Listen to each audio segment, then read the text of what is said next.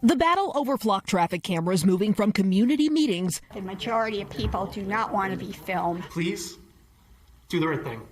To the streets themselves. NBC affiliate KARE 11 reporting cities across Minnesota say the surveillance cameras are targets stolen, damaged, or vandalized in recent months. We have 6 cameras, only 2 of them are active right now. 4 have been damaged at different points in time. And even a candidate for Congress in Tennessee running as an independent is currently facing felony vandalism charges for allegedly using a shotgun to take out flock cameras. He's yet to enter a plea. His campaign said he is unable to comment on the allegations. Clearly a debate playing out from coast to coast. I think we should completely remove them. NBC News covered the controversy in depth last month as dozens of municipalities canceled or let their contracts with flock expire over the past year, and at least 15 more rejected proposed flock contracts due to community pushback. Your community is telling you that we don't want this. The cameras are installed at intersections and capture detailed vehicle data, which AI can analyze to identify people and alert authorities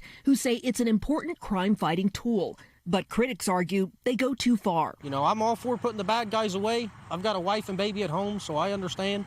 But I do think it's definitely an invasion of privacy. This is above and beyond the license plate detection, and you can see that it sort of follows him in the shot. For our previous coverage, I met with the co-founders of Deflock Pasadena, a grassroots organization hoping to pressure Pasadena to cancel its existing contract with Flock. What's the biggest concern here? I think the biggest concern is that if these technologies were used by police for a wrongful conviction, that basically ruins someone's life. I also wanted to get a sense of how they're being used by law enforcement, so we went to Alameda County. You hear an alert tone. What does that tell you? So the alert tone is related to the license plate readers, and it lets us know that there's been an activation. There's one right now on a vehicle traveling past one of our cameras that are positioned in a public place. What could that mean exactly?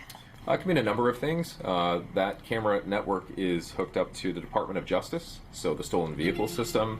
It could be an armed robbery car, carjacking, a murder vehicle. I mean, this thing is going off.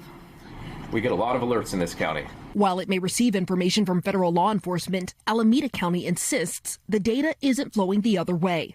We have absolutely no external sharing with any federal agencies or immigration. There is no way they could access our data without our knowledge. Oakland, which is in Alameda County, also has seen its flock cameras vandalized with paint earlier this year. Flock insists it's strengthened guardrails to secure data that's being collected. Well, I know there's concerns about whether or not this data is being shared with ICE. Flock does not have a relationship with ICE. The company says where it's shared is really up to local authorities. Cities actually control the data completely and have complete authority over how it's being used. Back in Minnesota, KARE 11 reports data that isn't part of an active investigation has to be deleted within 60 days, according to state law. The second we realize the vehicle is not involved, it's gone. 30 days later, it's deleted. No one ever pays attention to it again. Still, the controversy not likely to be wiped clean anytime soon. Dana Griffin, NBC News.